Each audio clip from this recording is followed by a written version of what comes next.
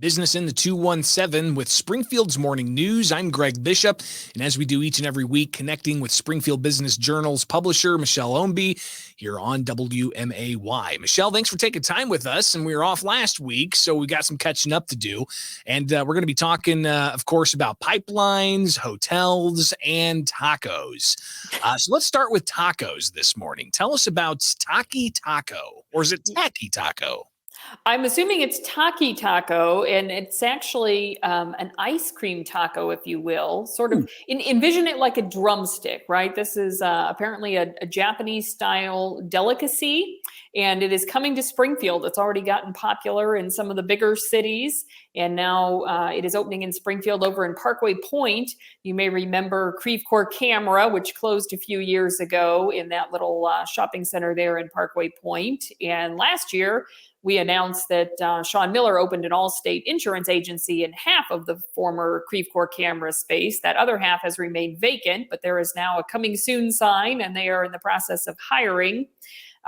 These are gelato ice cream treats, and they have what they call a sweet red bean paste that goes in the very bottom, sort of like the caramel or chocolate in the bottom of your drumstick, but they're shaped like a fish. So I can't say I've ever seen one of these in person, but again, they're all the rage, I guess, in bigger cities. So, well, I love hearing about these new ideas coming to town, giving people some options and even a little bit off the beaten path type of options. So looking forward to that opening up.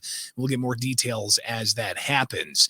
But with the Springfield Business Journal, of course, you guys look at a lot of other things, not just eateries and food places that are coming to town, but we also look at the overall economic impacts in Springfield. And Springfield has a vibrant tourism industry. Of course, the past 2 years with COVID has really been quite the struggle. And some hotel operations, they're looking for some assistance to help rebound and stay afloat. Tell us what's going on.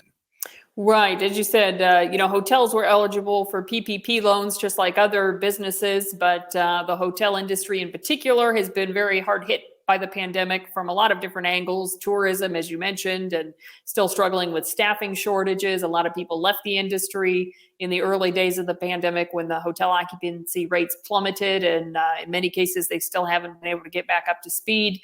So the Illinois Hotel and Motel Lodging Association actually held a press conference in Springfield last week, lobbying for a bill that's being considered in the legislature right now that would provide a one-time infusion, $250 million total statewide. That breaks down to $1,500 per room per hotel, and 80% of that would have to be spent on payroll costs, because again, the focus is really on trying to hire back a lot of the staff that they lost. And of course, now many businesses are finding that they have to be more competitive with the wages that they're offering to be able to do that. So it looks like that is has a good possibility of passing, but hotels are definitely probably one of the last industries to truly recover. So the hotels are looking for these funds, and they're just one of many competing organizations and industries that are looking at the leftover American Rescue Plan Act dollars. And what's interesting is we've got a deadline of April 8th for the state legislature to make some decisions on this. So it's going to be crunch time, Michelle, at the State House. Yes, as you said, a lot of people looking for any dollars that they can get, and there was certainly quite a bit of money that flowed from the feds through those ARPA funds. So yes, that's exactly what the hotels are looking to make use of. Meanwhile, we've got, of course, increased gas prices. Everybody's paying that. May have edged down slightly locally, but still a lot of concerns about fuel prices. Tell us about a pipeline project that could be in the works. Right. Well, this is potentially a $3 billion project spanning 5 separate states, not just Illinois, the Heartland Greenway pipeline, and this would actually involve CO2. But what's particularly interesting, about 240 miles of the pipeline would run through Illinois, but Christian County would essentially be the stopping point. So they're going to collect CO2 from, again, 5 different states. It would all come to Christian County and be stored underground, more or less permanently. right outside of Taylorville.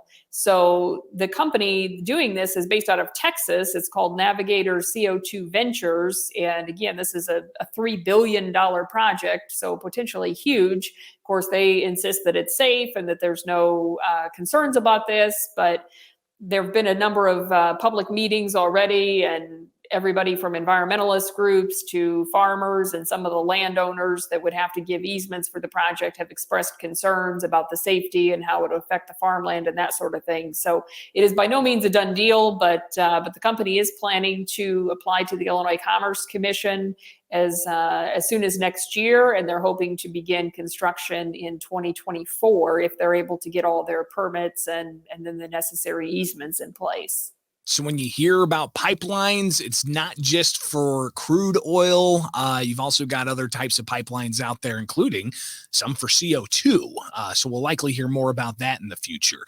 Michelle Ownbey with the Springfield Business Journal joining us here with Springfield's Morning News and Business in the 217. Michelle, if people want more information about the SBJ and to stay updated weekly, where can they find that? Definitely, you can go to our website at springfieldbusinessjournal.com and sign up for BizBites. That's our weekly newsletter that's free of charge with a roundup of what's happening in the business community. And of course, we've got the expanded print edition that comes out every month with more in-depth stories, and you can get that sent directly to your home or office.